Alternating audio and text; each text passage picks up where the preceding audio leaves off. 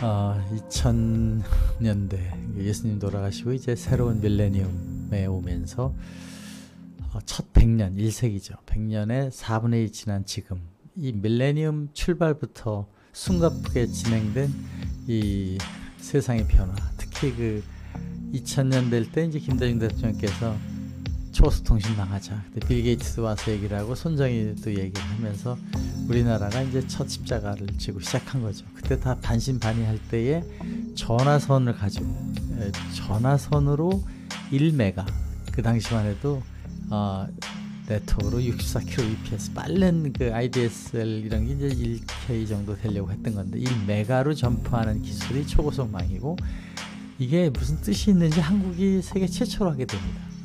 그리고 2007년 8년 넘어가면서 일본, 네덜란드에 들어오면서 이제 그 대열에 합류를 하게 되는데 그 초고속통신망 기술, 특히 ADSL 기반의 기술은 한국에서 십자가를 지고 다 테스트했다 이렇게 보시면 되겠습니다. 이런 상태에서 이제 2010년에 그렇다면 이 PC가 연결되는 고속통신망, PC방이 시작됐잖아요. 그때 핸드폰 게임이 아니었죠. PC방 게임이었죠. PC방이 네트워크로 연결되면서 서버들에 접속이 돼서 네트워크로 같이 게임, 버추얼 세상을 즐길 수 있는 것이 됐고 2010년에 그렇다면 거기다가 iOS로 가던 이 애플이 소위 스마트폰이라는 걸로 이제 컴퓨터 대신에 핸드폰으로 가자. 이것이 되면서 스마트 월드가 시작됩니다. 이것은 컴퓨터라는 오피스 투 오피스의 커넥션이 아니라 피플 투 피플의 커넥션이 되는 스마트폰 커넥티드 월드가 시작이 돼서 급기야 2020년에 4G라고 하는 놀라운 속도, 거의 기가급의 내용이 돼서 이제 핸드폰이 이런 데서 200mbps 나오는 거는 뭐 당연한 것처럼 생각하는 시대가 되지 않습니까?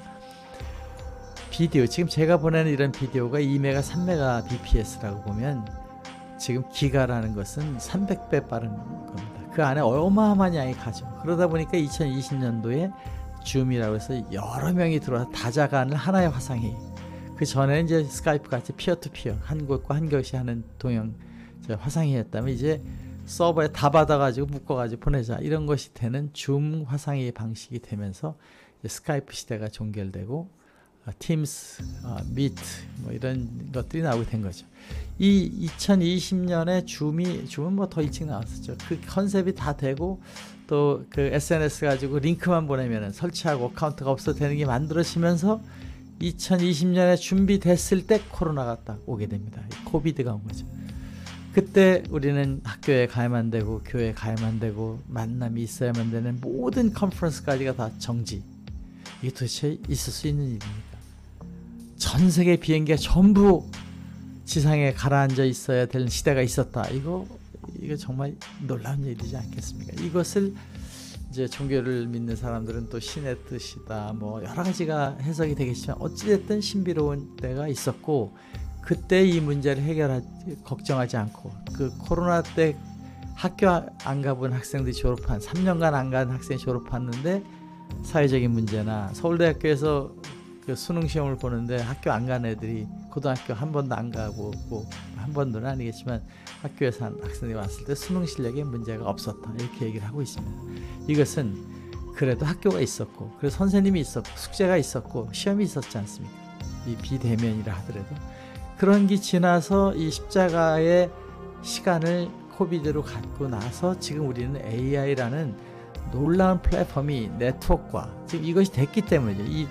이것이 되고 모든 사람이 소위 웹 2.0로 데이터를 올리고 웹사이트를 만든 것들을 전부 합해가지고 가다 보니까 이런 부분들이 연결돼가지고 우리는 AI 플랫폼에서 모든 사람의 이제 지식까지를 집어넣어서 공유하는 플랫폼이 됐다. 이런 멋진 세상이 된 거죠. 이제 세크리터리도 뭐 그 자동화로 넣으면 이제 로봇까지 정말 그 우리 수녀님께서 말씀하시던 천사들이 있는 세상에 살게 되는 것 같이 느껴지는데 그런 얘기들이 시작이 되고 있습니다. 저는 오늘 이런 내용에 대해서 한번 우리가 가지고 있는 이 시대에 대한 PPT를 한번 이렇게 만들어 봤습니다. 여기다 이제 PPT를 제가 로딩을 하면은 이 아이스튜디오 자랑도 해야 되니까요. 아이스튜디오라는 거는 지금 이제 200입니다. 간단히 애니메이션에 나와서 들어가고 하는데 여기에 이제 하이브리드 교실도 하고 뭐 이런 얘기를 넣었잖아요. 근데 요 내용 때문에 1900년도 들었을 때 우리 지구촌의 인류의 소위 인구가 20억이었습니다. 1900년도. 1800년도에 10억. 그럼 예수님 때 2억이었다고 그래요. 그 인터넷에 나오는 오도메타 뭐 이런 거 있잖아요. 거기 나오는 거 보면 지구가 다 10억 이하인 거 쭉 오다가 산업혁명이 일어날 때 10억. 그것이 1900년도 20억이 돼서 이때 세계 1차 대전, 2차 대전이 있잖아요. 그때 2차 대전 때 6천만 명이 죽습니다. 지구촌이 피바다가 된 겁니다. 2억일 때 6천만 명이 죽으면 어떻게 됐겠어요? 다행히 20억일 때 6천만 명이 그 5%가 죽은 겁니다. 그런 상태가 되면서 유나이티드 네이션이라는 세상에 처음 없던 얘기가 나오죠. 유나이티드 네이션. 그리고 80년대까지 우리는 초고속으로 여기저기를 가야 되니까 비행기, 항공기, 트레인이 이때 나오면서 보잉 747가 1976년도잖아요. 그 속도 그대로 세출돼 비행기 그 이상 올라가지 않지 않습니까? 여객비는. 그러다가 90년대 들어서면서 85년도 6년도에 애플의 퍼스널 컴퓨터가 나오면서 이 브레인을 컴퓨터가 이제 계산하는 게 있다. 그 IBM이 아니라 퍼스널에서 된다. 이거 놀라운 생각이죠. 인간의 능력을 도와주는 어시스턴트 하는 PC가 생겼다. 그런데 그 PC들이 2000년대 들어서서 초고속이 되면서 쭉 연결이 돼. 나랑 너랑 PC 게임을 한다. 이거 놀라운 얘기입니다. PC 게임의 그 가상 공간 안에 서로가 같이 게임을 해서 연결하는 PC 게임이 연결되는 세상, 버추얼 게임 세상이 연결되는 게 이 네트워크 연결됐기 때문에 PC에서 네트워크 연결. 그리고 나서 그것이 PC가 아니라 오피스에서 하는 PC가 아니라 PC방에 가서 하는 PC가 아니라 개인 핸드폰에서 되는 시대가 되는 것이 2010년 스마트폰이 애플에서 어나운스하면서 그 가능성을 iOS 오퍼레이팅 시스템이 애플에 있는 것이 이제 핸드폰에 들어가면서 그렇게 된 거잖아요. 여기에 이제 안드로이드, 리눅스죠. 이런 플랫폼들이 다 올라오면서 이 세컨드 디케이드 2010년부터 20년까지 전 세계는 스마트폰으로 연결된 세상, PC로 연결된 세상이 아니라 스마트폰으로 연결돼서 엄청나게 많은 사람들의 데이터가 올라오고 비디오가 올라오고 영상이 올라오고 하는 것이 이 소위 이때 웹 2.0로 네트워크상에다가 참여 공유 개방이 됐던 것이 2020년대에 넘어가서 모든 개인들의 정보가 어린이, 어른이 할 것 없이 다 올라가는 새로운 정보화 시대가 2020년이 되고 그때 놀랍게도 코로나가 오게 되었다. 이 코로나를 거치면서 이제 모든 사람들이 이 만남의 소중함과 네트워크의 소중함을 다 알게 된 거죠. 그리고 2025년이 된 지금 우리는 AI라는 이 모든 데이터, 이것이 있기 때문에 AI가 되지 않습니까? 이거 모든 데이터를 활용해서 걔를 가지고 결론도 내주고 제안도 해주고 knowledge를 쉐어하는 게 되니까 이제는 여기서 찾아서 검색해서 가져가던 knowledge sharing이 아니라 이제는 찾아주는 이 플랫폼이 만들어지면서 이 지구촌의 이 천지 계획의 밀레니엄 레볼루션은 이제 2025년 이후 더욱더 가속화될 것이다.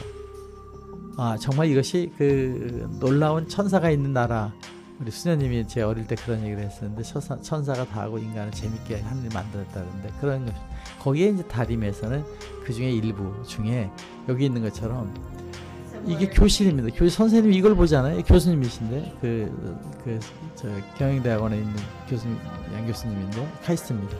여기서 이걸 보는데 여기 하는 쌤이 날 이렇게 보고 있지 않습니까? 여기 앞에 앉은 사람이 여기 보는데 여기 이렇게 보잖아요. 여기 다 이거 보고 있으면 이게 15인치인데 여기서 삼각형으로 이거를 이렇게 그려보면 이 크기가 여기 이만한 스크린이 되는 겁니다. 이 스마트 디바이스의 크기를 교실에서 볼 때 그 교실에 저 앞에다 프로젝션 하면은 300인치 이상이 된다고 보면 스마트폰은 굉장히 큰 스크린이다. 어떤 교실도 그렇게 큰 스크린이 없다라는 생각을 우리가 하게 되면 그동안에 교실에 가서 강의를 들을 때의 모양이 변화된다. 이것이 이제 제가 지금 말씀드린 이 아이스튜디오 강의에서 교실에 이렇게 보이면 선생님과 자료가 나오는 스마트 교실, 스마트폰에 나온 교실이 되니까 이것이 된다. 또 여기는 제가 이제 이런 그 그림을 보이고 있는데 이게 이런 이제 그 독도를 날아가는 텔레콥터로 이 날아가서 보기도 어려운 걸 여기서 볼 수 있다라는 게 되니까 여기서 우리는 새로운 VR을 크리에이트한다. 요즘 뭐 페이스북에 보면 그 사람의 직업이 미디어 크리에이터, 우리는 그 크리에이터, 창조자라는 거 아니겠습니까? 이렇게 새로운 플랫폼을 만드는 창조자 중에, 크리에이터 중에 저희는 이제 이 교실에 있는 새로운 컨텐츠 크리에이션, 지금 수천 개의 교실의 강의들이 다 이 녹화되지 않는 부분들을, 강의 방식들을 이제 바꿔보자 하는 것이 아이스튜디오의 첫 번째 시도였죠.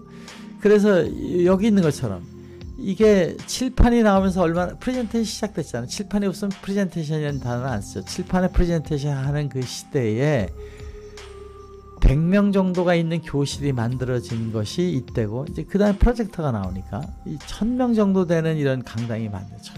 이제 컨퍼런스에다 프로젝터는 더 안 되잖아요. 거기 뭐 엄청나게 복잡하잖아요. 지금 뭐 K-팝 이런 거 막 몇만 명 오면 뭐 엄청난 그 무대를 해야 되잖아요. 이 프레젠테이션의 프로젝터 기술의 LED는 지금 1000명 정도를 생각하지만 거기에 많은 문제가 있는 것 중에 하나가 이 커진 한 400인치 500인치 되면서 강사는 요만한데 자료는 이만하지 않습니까? 그걸 또 해결하기 위한 많은 노력이 있어서 다림에서는 이제 그런 여러 가지들을 개발을 하고 있는데, 이것이 스마트폰으로 가면, 방금 보여드린 거예요. 스마트폰 저게 스크린이 LED보다 더 큰 거라고 가정을 하면 스마트폰에다가 강사와 자료를 보이는 방식으로 우리가 하게 되면 여기는 1000명 가는 게 아니라 80억이 볼 수 있다. 이론적으로.